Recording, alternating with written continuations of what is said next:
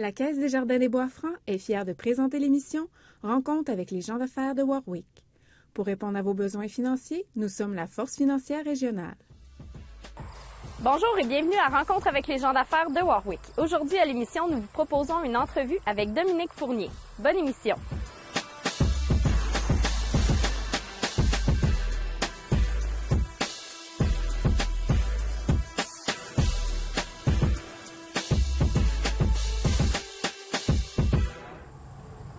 Dominique, merci de nous recevoir dans ton entreprise. C'est moi qui vous remercie. Veux-tu nous situer, là, on est sur le bord de la 116, en plein cœur de Warwick. Oui. Où est-on? Où sommes-nous? Oui, exactement. Dans le fond, c'est un ancien champ de pratique ici. On est environ 1 km du club de golf de Warwick. Puis 1 km l'interception de la fromagerie Victoria, du Subway, ProVélo, puis la Banque nationale, Tim Hortons. Fait qu'on est situé dans un coin très achalandé au niveau de la route 116. Il y a environ 8000 véhicules qui passent là, tous les jours ici, en avant. D'ailleurs, on pourra peut-être en voir quelques-uns et les entendre au courant de l'entrevue. Exactement. Oui. Veux-tu me parler justement les terrains de Trio Golf? Comment ça a commencé tout ça? Oui. En fait, c'est drôle. Je me suis présenté à la mairie. Je m'en souviens plus l'année, ça a passé vite. Je pense que c'était en 2013 peut-être. Puis, un des sujets, c'était le nouveau parc industriel. Fait que c'est sûr qu'en parlant aux gens, puis en pensant au développement de la ville, mais ça m'a forcé à trouver des opportunités. Puis je me suis dit, que ce serait une belle opportunité d'affaires probablement d'avoir un parc industriel ici et commercial, étant donné que la 116 est très achalandée. Puis il y avait un manque au niveau des terrains à Warwick. Fait que ça a parti de là. Puis là, j'en ai parlé avec mon père. Fait que mon père a trouvé que c'était une bonne idée. Fait qu'on a approché les propriétaires ici. Okay. C'est un champ de pratique de golf. Mais étant donné que le golf, au niveau de la popularité, mais ça a beaucoup baissé dans les dernières années. Il y avait une effervescence là, dans les années 80-90, mais depuis les années 2000, là, il y avait moins de joueurs de golf. Fait qu'on a saisi cette opportunité-là pour discuter d'acquérir le terrain. Puis on s'est entendu avec la famille Pellerin. Donc, il n'était pas du tout avant, vous avez saisi l'opportunité au départ? Bien, il était... Quand j'ai fait en campagne électorale, j'ai rencontré Jean, puis Jean me parlait, peut-être qu'il serait à vendre. OK. Il avait déjà commencé. Il a effleuré l'idée, et là, ça a poussé une réflexion. Puis là, je me suis dit, ça serait peut-être une bonne idée là, d'avoir des terrains. Veux-tu nous rappeler en quelle année, toi, tu as acquéri les terrains? En 2014. En 2014, on a acquéri les terrains. C'est qui ça, on? Excuse-moi de te couper. Oui, c'est qui, on? Dans le fond, il y a ma conjointe. Il y a moi, il y a mon père, Alain Fournier, puis il y a la conjointe de mon père, là, France Picard. Parfait. Oui. Donc, vous êtes 4 investisseurs, partenaires là-dedans. Exactement, oui. Peux-tu nous parler du projet? Oui, le projet, dans le fond, on a fait, au début, quand on a acquis les terrains, mais on avait une idée qu'on voulait faire commercial puis industriel. On a même regardé pour du résidentiel. On a vraiment regardé toutes les possibilités qui étaient offertes. On est venu à la conclusion, à cause de la proximité sur la route 116, l'achalandage, tout ça, que ça serait plus propice à du commercial et industriel léger. Donc, on a approché, on a parlé avec la ville de Warwick au niveau du service d'urbanisme, voir qu'est-ce qu'ils pensaient du projet au niveau commercial et industriel léger. Ils ont été favorables. On a changé légèrement le zonage, parce que le zonage, au départ, c'était du commercial. Champ de pratique, il y avait peu d'usages qui étaient permis. Fait qu'on a demandé des usages là, qui nous permettaient de faire, d'avoir des activités, beaucoup plus d'activités. Puis là, on a séparé, là, on a fait divers plans. Sur le plan qu'on voit présentement au niveau de la pancarte, on avait envisagé 4 terrains de 50 000 pieds carrés. Puis, on a eu notre premier acquéreur, Transport JP des Rochers. Lui, a acquéri 200 000 pieds carrés. Fait que là, on avait envisagé 4 terrains de 50 000 pieds carrés, puis qui étaient séparés par une rue. Dans les derniers mois, on a parlé avec des acquéreurs potentiels, puis on s'est aperçu que la demande est plus pour des grands terrains, plus grands que 50 000 pieds carrés. Donc, pour l'industriel, j'imagine. Oui, industriel, puis même commercial. Okay. Donc, on va probablement, qu'est-ce qu'on va faire? C'est au lieu d'offrir 4 terrains, on va offrir 2, mais 2 grands terrains là, de 100 000 pieds carrés chacun. Fait que vous êtes ouvert aux possibilités. On est ouvert même des si quelqu'un voudrait acheter tout il n'y a pas de problème. Non, il n'y a pas de problème. On va faire un prix en conséquence, puis on va s'ajuster. Il n'y a effectivement pas de problème à ce niveau-là. J'imagine les terrains, dans le fond, vous avez dû faire des expertises de sol, tout ça. Est-ce que tu peux nous parler justement du terrain en tant que tel? Oui, exactement. Le terrain, on retrouve beaucoup de sable au niveau du terrain. Ce qui facilite pour creuser un puits ou les fosses septiques, c'est assez facile de le faire puis à des coûts très raisonnables. On a fait une étude environnementale aussi pour s'assurer que le sol ne soit pas contaminé. Okay. Fait que ça, c'est fait, puis tout est conforme. Ensuite de ça, mais on a dû travailler avec le ministère du Transport au niveau de l'entrée. Okay. Parce qu'on avait une entrée qui était catégorisée saisonnière, ce qu'on ne savait pas. Fait que ça faisait une vingtaine d'années qu'il y avait une entrée près du cabanon, là, où les gens allaient au champ de pratique. Puis on avait comme assumé, mais ça fait 20 ans que l'entrée est là, on avait assumé que tout était conforme, tout ça. Mais on s'est aperçu en faisant des démarches avec le ministère du Transport que l'entrée était saisonnière, donc il fallait trouver une solution. La Ville de Warwick nous a super bien aidés dans cette démarche avec le ministère du Transport. On l'apprécie énormément. Il y a un chemin qui longeait le terrain du Trio-Golf qui allait au bassin de rétention de la Ville, au niveau des services d'eau d'usée, traitement d'eau d'usée. Puis, on s'est servi de ce chemin-là. La Ville a fait une rue. Fait que là, avec ça, mais ça permet aux prochains acquéreurs d'avoir un accès à cette rue-là, puis ensuite aller sur la route 116. Hein. Donc, quasiment meilleur parce qu'il n'y a plus juste une entrée, il y a carrément une rue, une grande rue. Exactement, oui. Puis en termes de superficie, mais c'est sûr qu'on gagne du terrain en faisant ça comme ça aussi. Fait qu'on a ça, il n'y a pas de blocage. Non, exactement. Puis ça va être plus sécuritaire de cette façon-là aussi. C'est gagnant-gagnant. Veux-tu nous parler, pour toi, c'est quoi qu'est-ce que tu dirais aux entreprises pour venir sur ton terrain? C'est quoi les bénéfices? Oui, le premier bénéfice, c'est la visibilité sur la route 116, l'accès aussi. Au lieu d'être... la visibilité, c'est important pour une entreprise.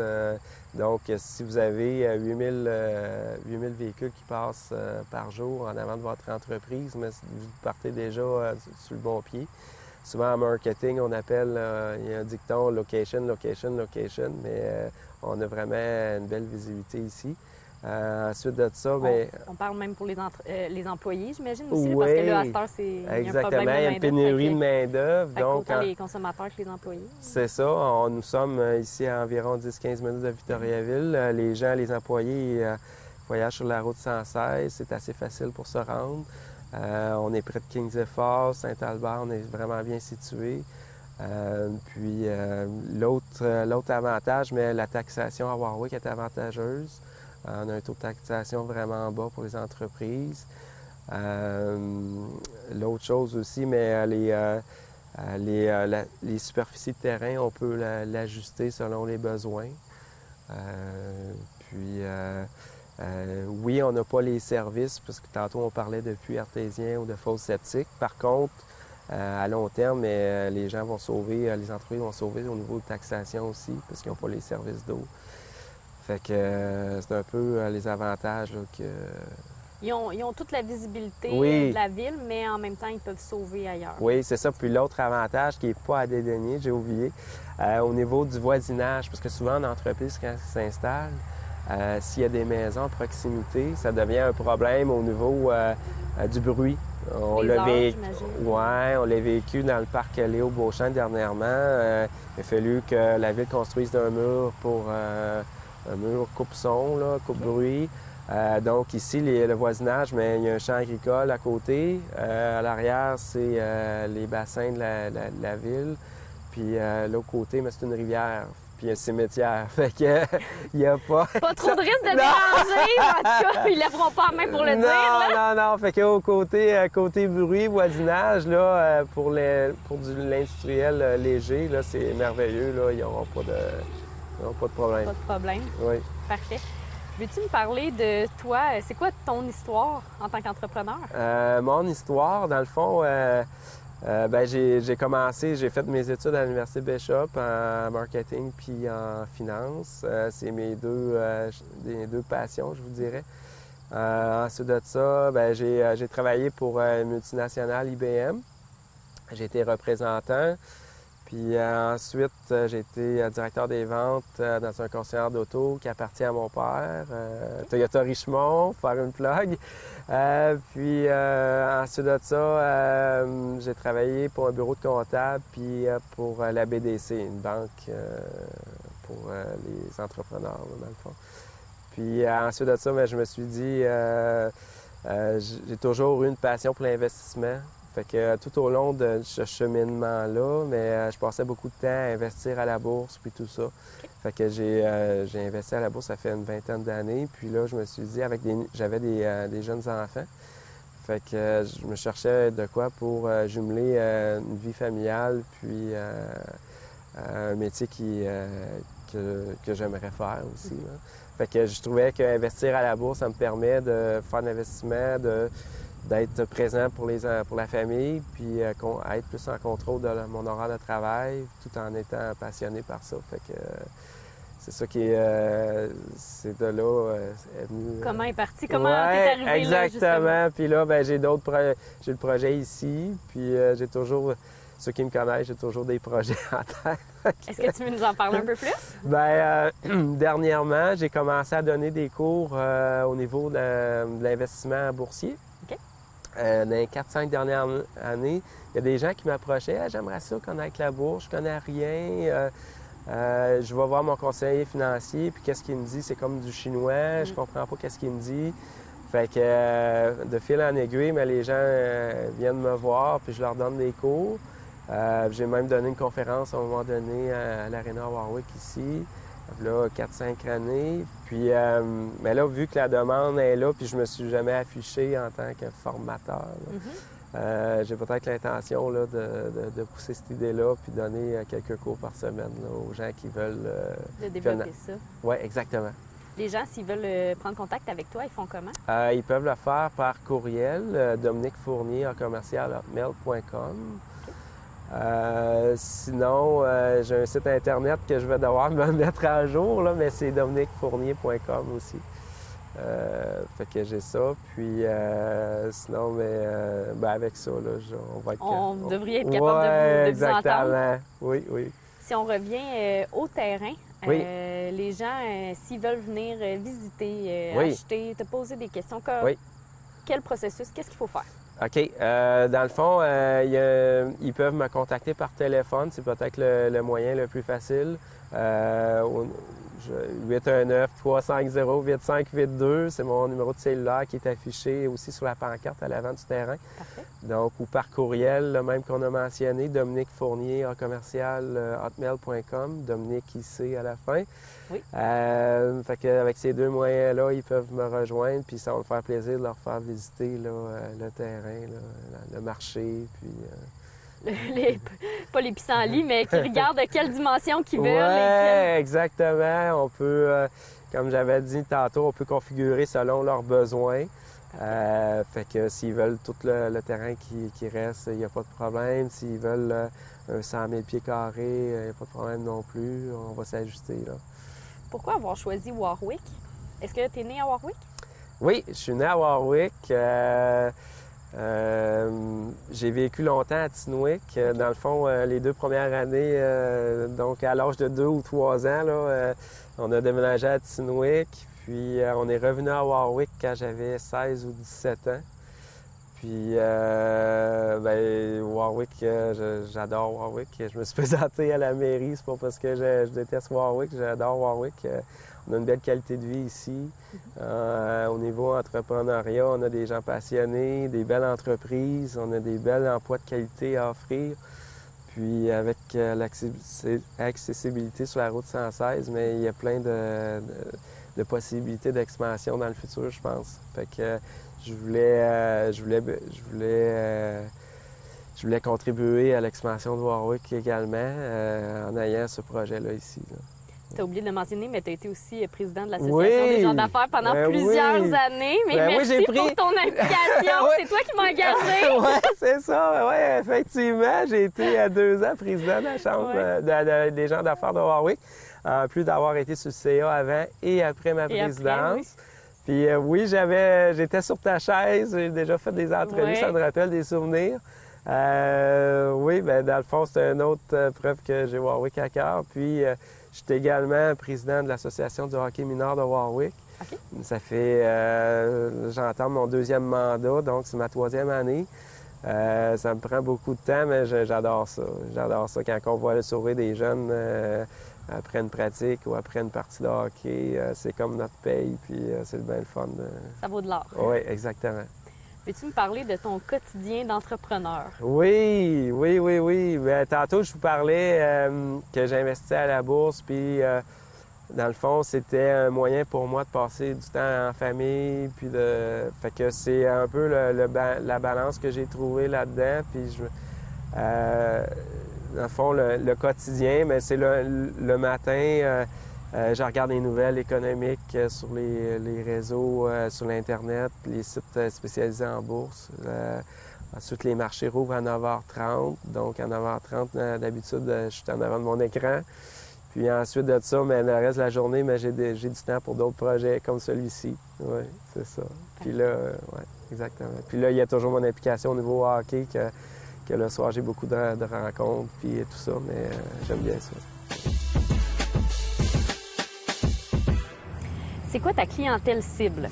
Je vous dirais, commercial, léger, surtout au niveau de la première rangée face à la 116. Là, je pense que ce serait du commercial léger, donc ça pourrait être un restaurant, un garage, ça pourrait être un bureau de dentiste, ça peut être un peu n'importe quoi qui est commercial. Ensuite de ça, je vous dirais que la 2e rangée, là, plus à l'arrière, ça pourrait être, c'est là où on pourrait retrouver du industriel léger ou du transport. Comme là, le premier terrain qu'on a vendu, c'est une compagnie de transport. Okay. Puis présentement, les pourparlers que j'ai pour le 2e terrain, c'est une autre compagnie de transport. Fait que ça pourrait être très bien une autre compagnie de transport qui s'installe ici. Oui. Puis pour les non-connaisseurs comme moi, industriel léger, ça veut dire quoi, ça? Parce que transport, pour moi, je vois les vannes là-bas, c'est pas trop léger, là, mais... Ça peut être l'usinage. Industriel lourd, comment qu'on pourrait... ça pourrait être... Qui fait plus de bruit ou qui... Oui, exactement, plus bruyant, puis que... genre un marteau-piqueur toute la journée, là, ça serait peut-être pas... vraiment mettons un aluminerie, mettons. Okay. Là, c'est l'industriel lourd, là. Il n'y aura pas d'aluminerie ici. Non, mais c'est un exemple qui me vient en tête, là. Ça serait pas mal ce genre de choses. Ce genre de choses. Oui. Parfait. Quel conseil tu donnerais à quelqu'un qui se part en affaires? Le conseil que je leur donnerais, ce serait de ne pas cesser de reporter à plus tard puis de suivre leur instinct. Les entrepreneurs, c'est souvent des gens qui vont avec leur instinct. C'est plus ou moins leur petit défaut, c'est que c'est moins calculé, moins rationnel. Mais des fois, il faut y aller avec l'instinct. Puis les choses se placent par après. On dirait que tu as des idées qui te viennent en tête comme ça. Comme le projet de terrain qu'on avait ici, dans le fond, on n'avait aucune expérience au niveau de développement de terrain. Puis on a appris sur le tas. Puis parce qu'on n'a pas fini encore le projet, mais les embûches qu'on a eues au début se sont placées. Il faut juste être patient des fois. Les choses se placent. Puis c'est important de bien s'entourer, de demander conseil à des gens qui ont de l'expérience, de ne pas avoir peur de poser des questions. Puis il y a des firmes, oui, qu'on rémunère, qui peuvent nous aider. Puis des fois, on pense que c'est cher, mais oui, peut-être que c'est dispendieux, mais ça va vous sauver du temps, puis peut-être même des sous plus tard, là, en vous évitant des erreurs. Là. Quel conseil tu donnerais à quelqu'un qui est à la tête d'une entreprise? Le premier conseil, c'est sûr que c'est d'avoir une équipe solide avec lui. Souvent, on a des forces, le dirigeant a des forces, mais il y a aussi des faiblesses. Fait que ces faiblesses-là, c'est correct qu'il y en ait, il n'y a personne de parfait. Mais pour combler ces faiblesses-là, ça serait bien de s'entourer des gens qui sont forts dans les faiblesses que l'entrepreneur a. Puis il ne faut jamais oublier que peu importe un dirigeant ou un chef d'entreprise, il est aussi bon que son équipe. Si son équipe puis ça, il faut le reconnaître, puis il faut le dire à l'équipe aussi. Tu sais, quand ils font des bons coups, il faut le reconnaître, puis de bien s'entourer, c'est primordial, je pense. Là. Toi, personnellement, qu'est-ce qui te rend le plus fier dans ton entreprise? Qu'est-ce qui me rend le plus fier? Mais c'est au niveau du projet qu'on a, mais c'est de contribuer à l'expansion de Warwick, au développement de Warwick, puis en offrant à des terrains avec une visibilité que les entreprises plus tard, mais ils vont en bénéficier. Puis je pense qu'à long terme, il ne peut qu'être gagnant. Là. Ouais. Bien, Dominique, merci de m'avoir reçu. Ça m'a fait plaisir, merci. Je pense que tu as un petit défi pour moi. Oui, j'ai un défi. J'ai cherché longtemps. Veux-tu déjà me l'expliquer? Oui, c'est très simple. En fait, ici, le terrain, c'est un champ de pratique de golf. Oui. Donc, on pensait avoir tout enlevé les balles de golf sur le OK. terrain, mais il en reste quelques-unes. Puis pour nous aider à éliminer quelques-unes, je te mets au défi d'en trouver 3 balles de golf. 3. Là, Ouais. tu m'as-tu caché des balles ou ils sont vraiment là? Ils sont vraiment là. Parce qu'il y en reste encore. Il en parce que reste là, encore. moi, quand je me suis promenée, j'en ai pas vraiment vu là, sur le trajet parce qu'on est, faut le Il en dire, on reste est pas quand beaucoup, même. mais tu devrais être capable d'en trouver 3. OK, bon, on va partir sur le chrono. OK. C'est bon. Bon, Emmanuel, je t'ai mentionné 3 balles de golf, mais j'ai oublié de te dire 3 balles de golf, oui, mais en 3 minutes. OK. OK, on va rendre ça plus difficile. OK. Puis là, tu as 210 000 pieds carrés de terrain à parcourir. Fait que quand tu es prête, on y Là, va. il est supposé d'en avoir plus que 3, là, ou c'est... C'est Tu me dis supposé. que tu les as pas cachés, là. Non, c'est des vraies balles. non. OK, fait qu'on est prêt? On est prêt. OK, bon, ben, Go! Ça va pas très bien, déjà en partant. Hey, c'est parce que là, faut pas aller trop vite. L'herbe Non. est comme haute, hein? Ouais. aussi? Ah.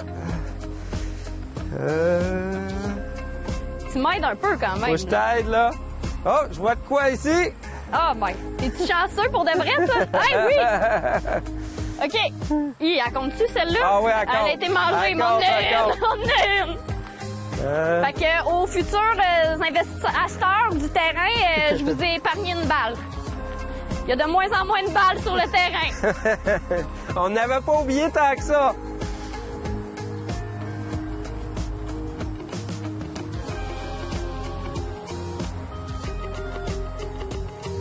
Parce qu'il faut dire que tu m'as laissé un petit peu le gazon long. Ouais. Ben, faut que ça soit un petit peu plus difficile. Mais là, je pense qu'on est trop proche. Le monde, quand il là, drive ici, des on a barbes, moins de chance. Il faudrait aller l'autre ouais, côté. le monde, quand parce il que les gens drivait, frappaient là-bas. Ouais, c'est ça que je pense, là. Il reste combien de temps, Claude? Perdre mes souliers pour de vrai? Oh oui! Hey, non! Non, c'est un champignon. Ah, Colin, ça ressemble? Hey, j'en ai une ici, par Ah ouais? exemple. Hey, elle est enterrée en plus! 2! J'en ai 2! Il en reste juste une!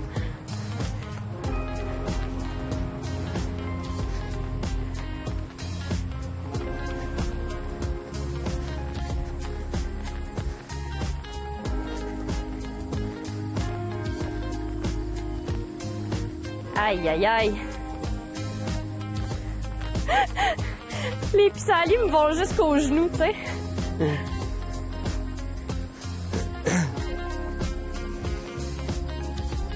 Combien de temps il me reste? 1 minute? 1 minute!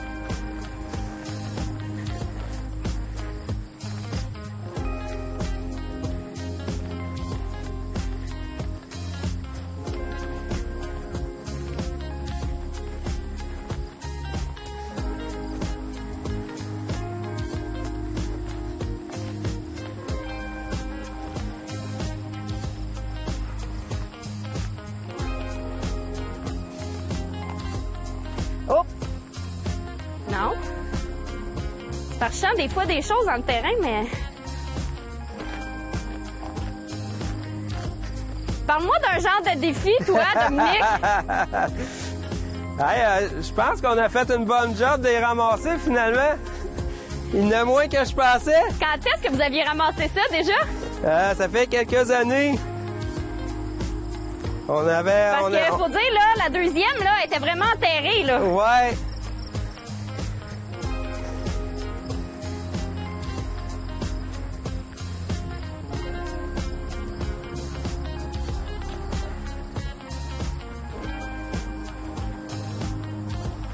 Peut-être ici dans... Ah! Viens ici, Emmanuel! T'en as une? Ouais!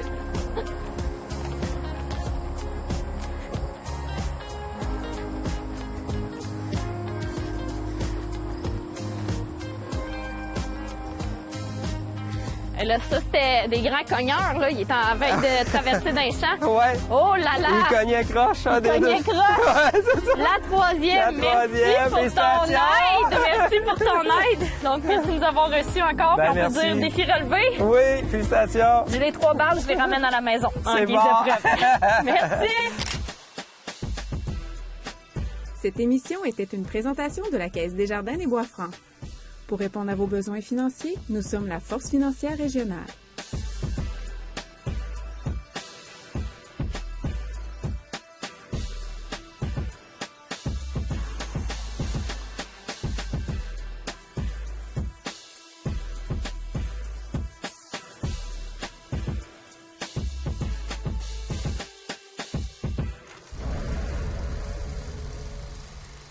Nouveau propriétaire. Le propriétaire a le droit de vendre son immeuble au moment où il le veut. Cependant, il doit vous faire connaître l'identité du nouveau propriétaire locataire. Celui-ci ne peut résilier le bail et il doit le respecter en entier avec les mêmes conditions. Le bail est renouvelable au même titre qu'il l'était avec l'ancien locataire. Le nouveau propriétaire peut, sous certaines conditions, apporter des modifications au bail, comme changer le chauffage central inclus au bail, mais il doit offrir au locataire une diminution de loyer équivalente au coût du chauffage pour le logement.